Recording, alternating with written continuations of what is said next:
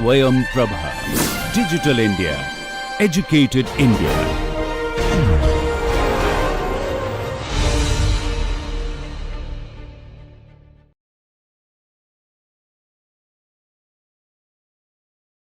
So welcome back everybody to another class on optical methods for solid and fluid mechanics. So what we are going to look at today is the image processing preliminaries that are required for this particular course.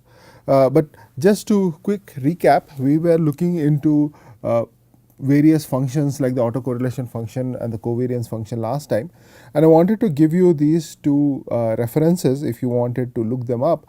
The first book discusses probability models, so it will deal with things like expectations and the idea of a probability density function or a probability mass function.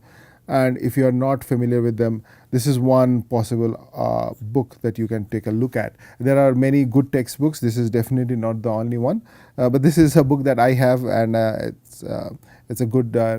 It's proven to be a good material book for me. Another book could be for the topics of covariance and autocorrelation and how they behave and how to deduce them from, let's say, time series or series data. This is a very nice book, Introduction to Time Series and Forecasting by Brockwell and Davis. This is a Springer-Verlag publication. The previous one is a Harcourt India Private Limited publication. Sheldon Ross was the author for the previous book, and these are the two authors for this particular book.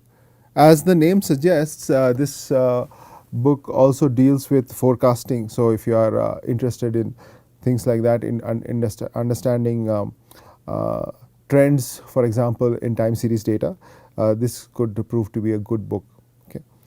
So, but for us, we are just looking at preliminaries, and this is not a very detailed dive into these mathematical methods. So we are not going to dive too deep for that. We are just trying to make sure that you have enough introduction to some of the functions that we are going to use in the image processing subsequently, right? Okay, so with that, I think one of the most important cornerstones of this course will be image processing, and we should understand why that is. So before we go into some image processing preliminaries, I wanted to show you some examples that you might come across in your type of work. So for example, this is a video, and I'll quickly explain what you are going to see here. This is a submicron particle, okay, submicron particle in a liquid environment.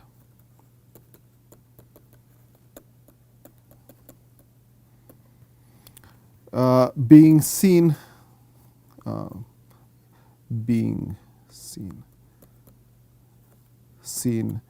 using an optical microscope.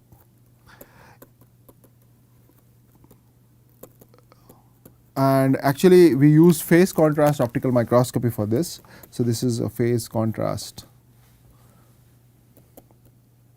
imaging.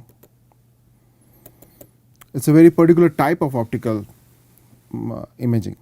And here what the particle is doing is the particle is stuck in an optical trap. So it's sort of a particle trapped in a well, and it's going to exhibit Brownian motion around the center of the well.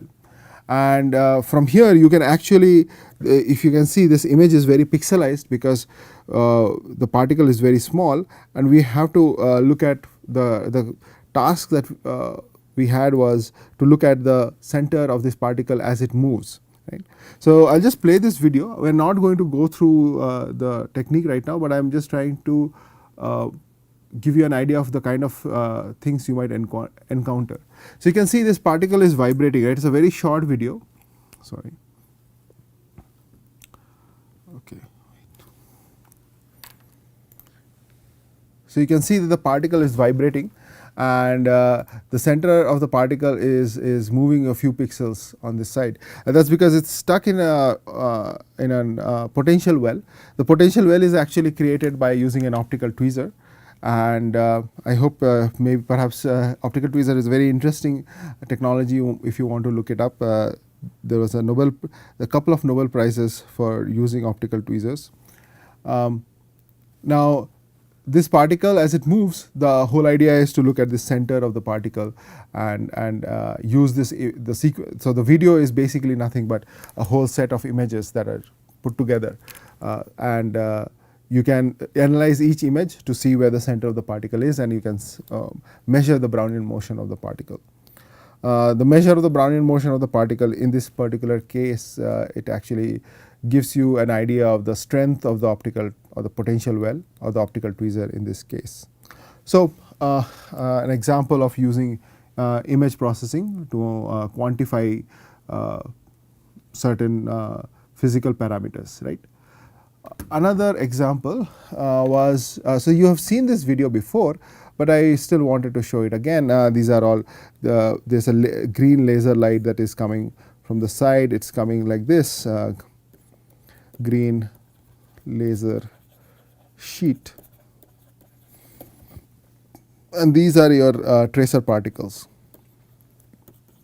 The tracer particles are actually not green, but they are reflecting green light, so they appear green here, and as the fluid moves, you can see this fluid behavior, right. You can see how the fluids are moving, and it's possible to get very quantitative Eulerian velocity fields from this kind of data. So you can actually get what we had talked about, the Eulerian velocity fields.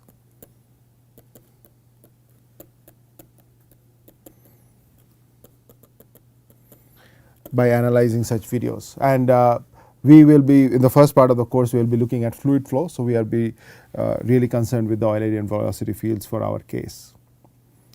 So here we are not going to be tracking individual particles. You can see the difference between this example and the previous example. The previous example, you only had one particle that was moving around, and you had to, the task at hand is to observe how it is moving in the different frames and where it is. So it is actually locating a single particle, whereas when we have to analyze the fluid flow in this particular case, we are not going to be analyzing each and every single or motion of each and every single particle. Okay. So here this is a slightly different type of image processing that is required. This is another work, one of our students in our lab was doing it. I will quickly explain what you are going to see in this particular video. So what we have is this from the side view. If you want to see, we have a petri dish. Petri dish is full of water, and a drop of water is going to come and impact it from the top. Okay. Now the water is colorless and transparent totally. So when the particle hits, what it does is it creates these waves so it will create these waves when the droplet has hit the fluid surface, and these waves are not easily visible because the water is colorless and transparent. So what we have done here is we have put a sheet at the bottom which has a certain type of a pattern, which is what you are seeing here. This is the pattern, for example, that we are seeing. So there is a sheet at the bottom on which a particular type of pattern is printed, and there is a light source. This is a diffuse light source at the back. So so we have light coming equally from all sources. So diffuse light source.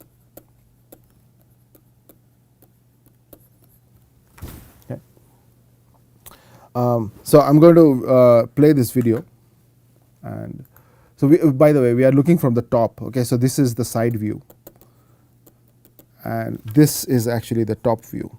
Sorry, top.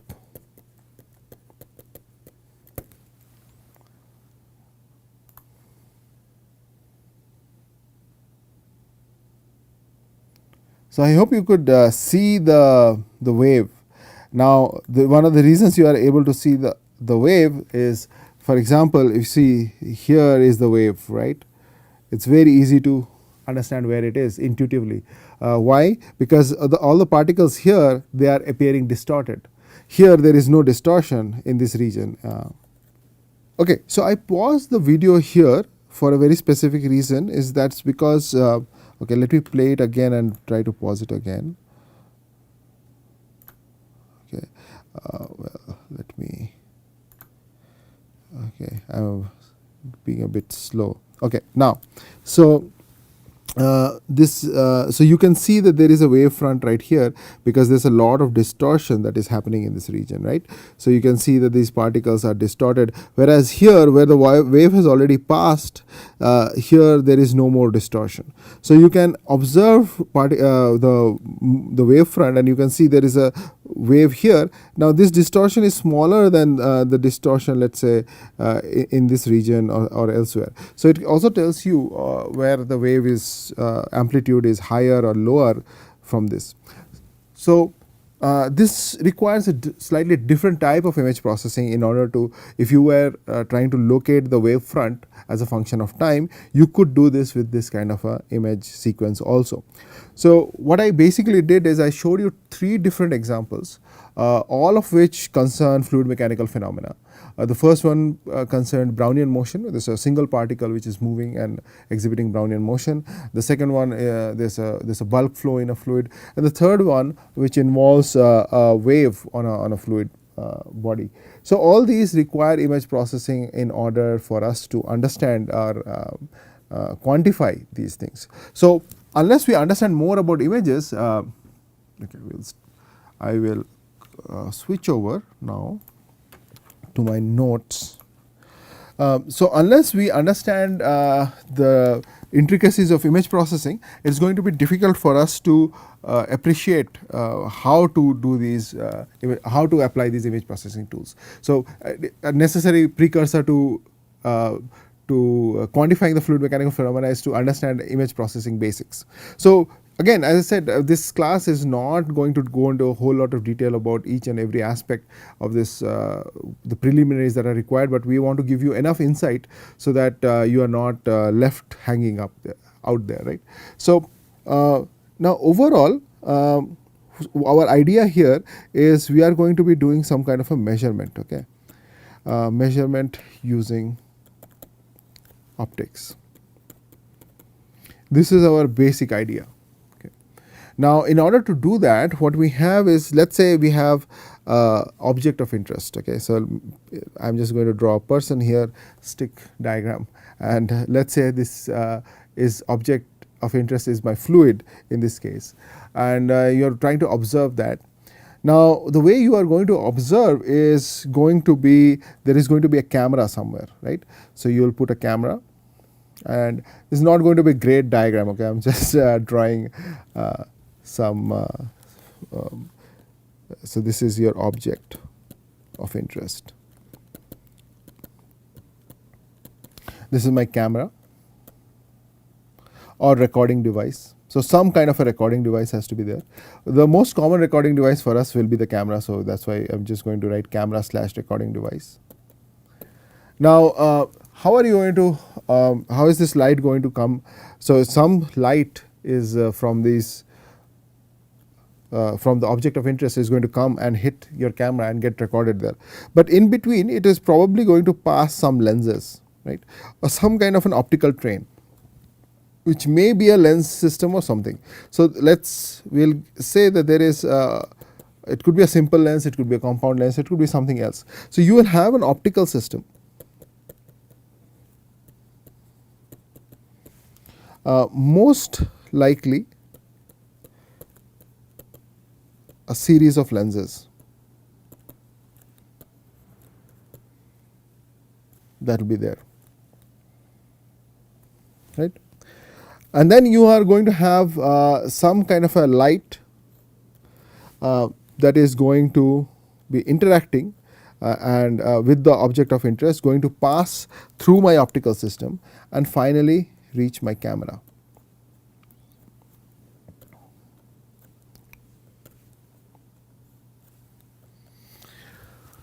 So, this indicates light object interaction.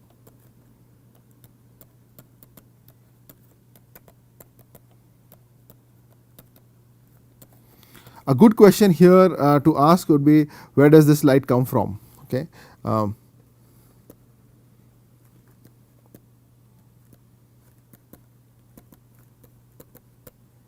this is a question. I'm not going to answer this question right now. I'm going to first talk about the imaging portion, and then I'll come back to where this light comes from. There can be many different ways in which this can happen, and each imaging process or system can have its own way in which this light comes. And this light object interaction, what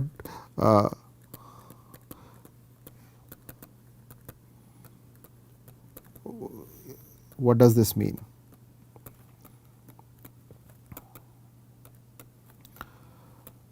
So these are good questions. We are going to leave that for right now.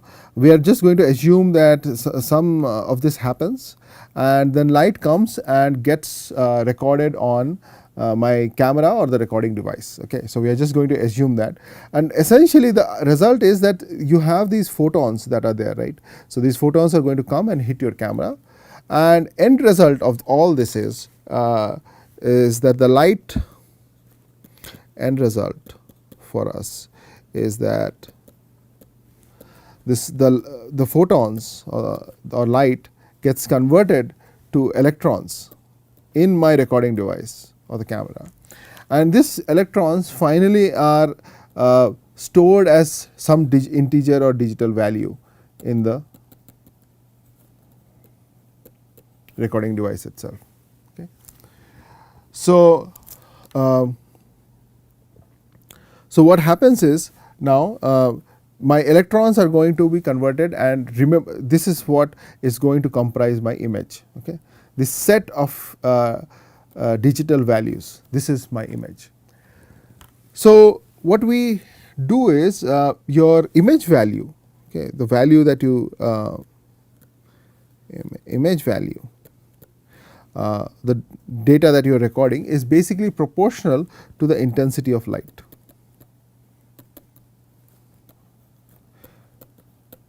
It may not always be proportional, and we will see that image processing can may render this to be a nonlinear function, but usually it is a monotonic function. So your higher image value represents a higher amount of light. It may not always be proportional, but for simple systems, so I'll just have the caveat: if the relationship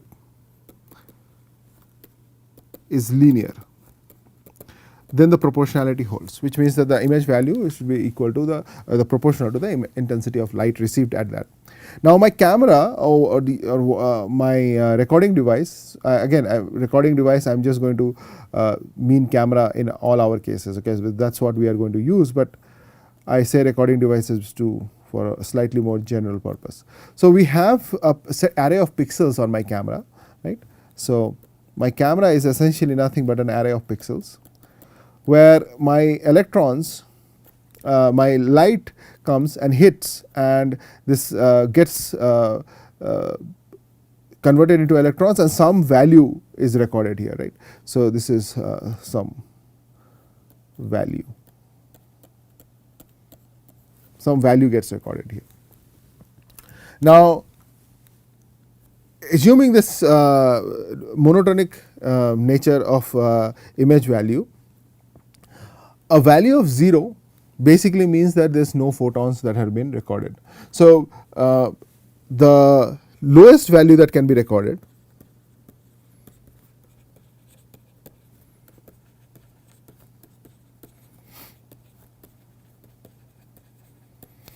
is 0, right?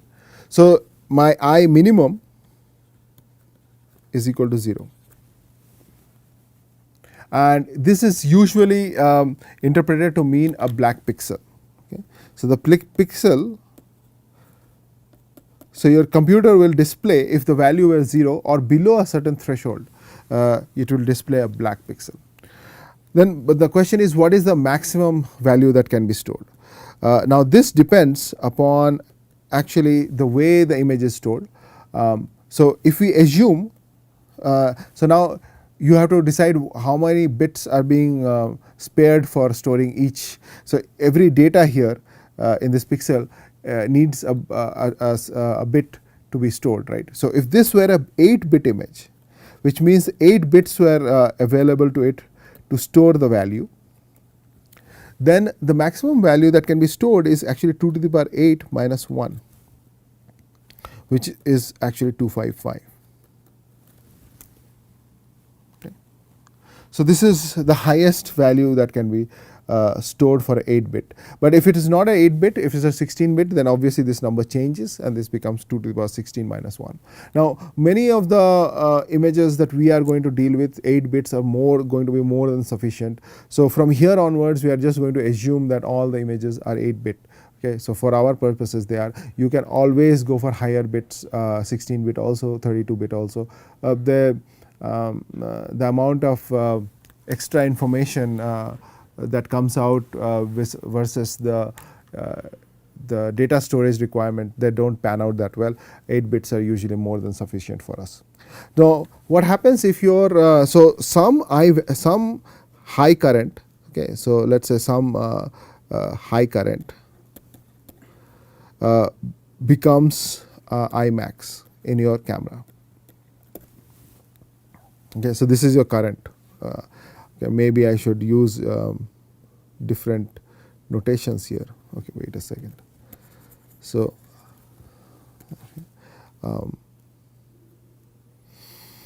okay, I'll just use J for current. Okay, so this is J is my current, or my amount of charge that is created because of the photons hitting, and this I is the value stored in the pixel.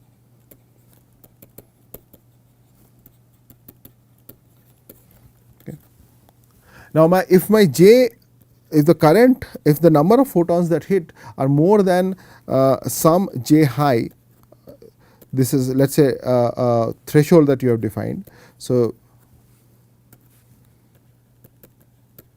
where J high is a predefined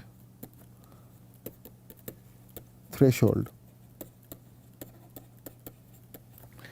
then my I that is stored is equal to Imax, because your bit cannot hold more than that. Okay. So this effect is also often called pixel saturation.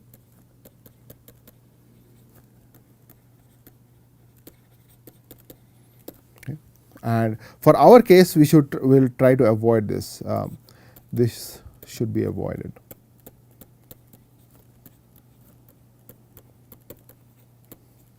And also one more thing to note is usually there are thresholds.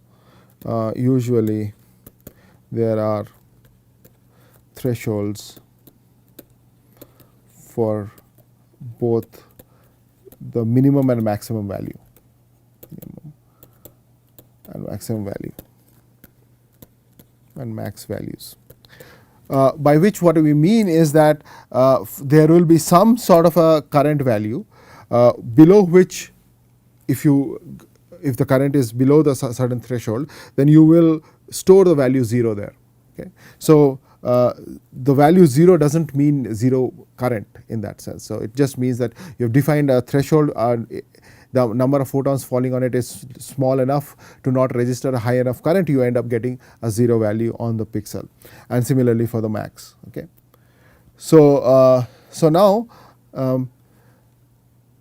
that we understand what okay, one more quick thing before I move on to images used in scientific cameras.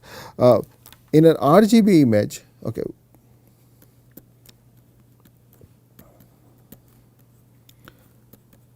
where the words R stands for red, G stands for green, and B stands for blue. For every pixel, 3 values are recorded.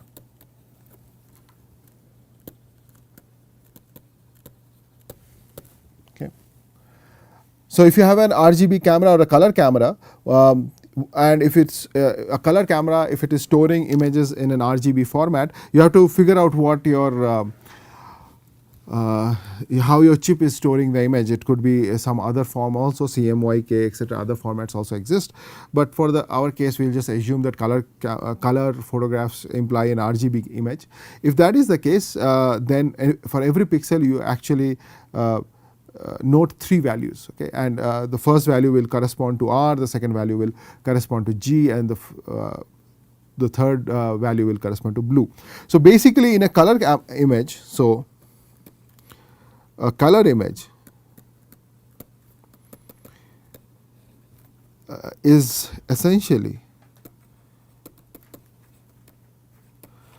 a M cross N cross 3 matrix, where M comma N are number of pixels in the 2 directions. So if your chip is such, so let's say this is your chip and it is made out of these things called pixels, where these boxes are basically pixels, okay. So this is a pixel, and this is, let's say this is M, this is N. So then you have every image is M cross N. But if it is a color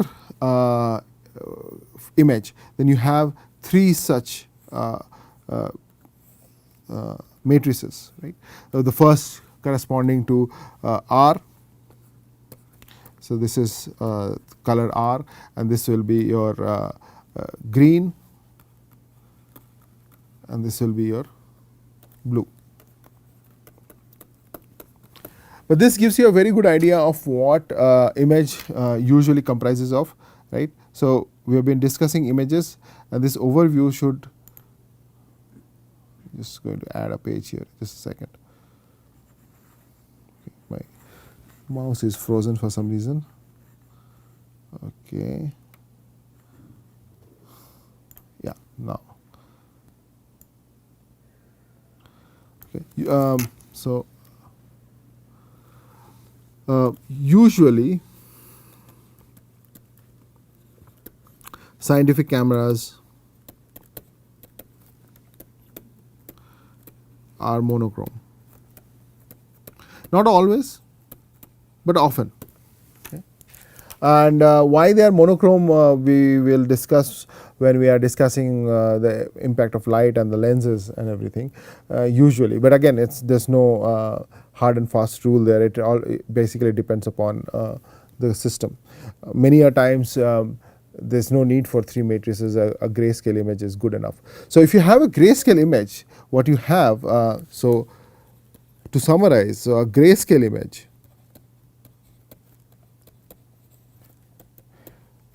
let's call it I, is basically a matrix with M into N entries,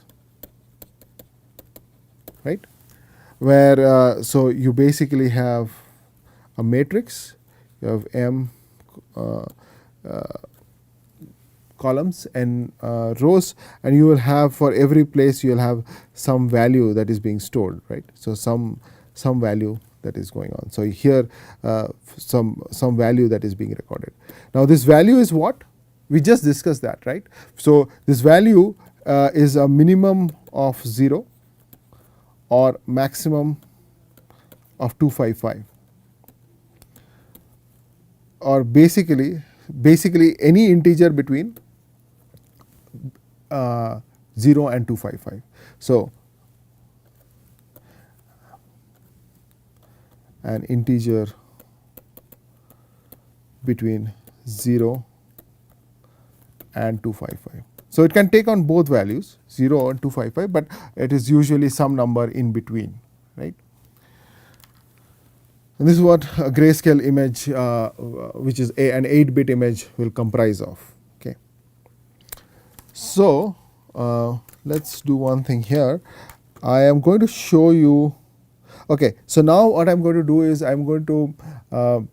So when you have an image that is being displayed on your computer, usually you will see an image rendering, which is your computer's rendering of that. But in reality, as you now know, it is just composed of some integers stored in a matrix format. So as a scientist, you'd want to be able to access those numbers, and that's the key. If you want to start playing around with images, you want to be able to access this matrix, and you want to start playing around with this matrix. And for you to be able to do that, you have to know how to access or how to understand what values are being stored. Now, what I'm going to do here is I'm going to show you using a free software called ImageJ. Now, this software is freely available for download for various operating systems. So what I urge you to do is just go ahead and try to get this software. So if I go here and I say about ImageJ, it tells you that this is ImageJ 1.53T, and these are the contributors, and it is available at this location, and ImageJ is in the public domain. Now this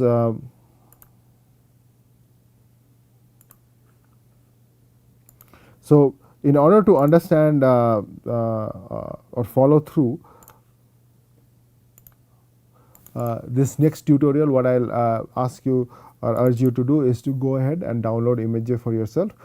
Irrespective of what operating system you have, you should be able to find a release version that is appropriate for you, and then I will try to show you how this works. So what I'm going to do is I'm going to use that image that we have seen before, right?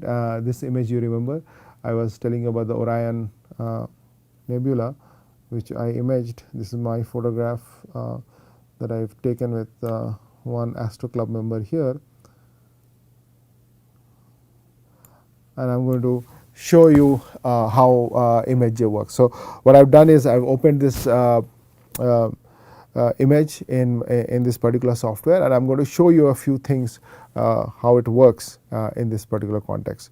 So before that, we'll end this lecture here, and in the next class I'll show you some image processing basics. So in the meantime, I urge you to go ahead and get this software for yourself if you want to look around with me. Okay, great. I'll stop here today. Thank you.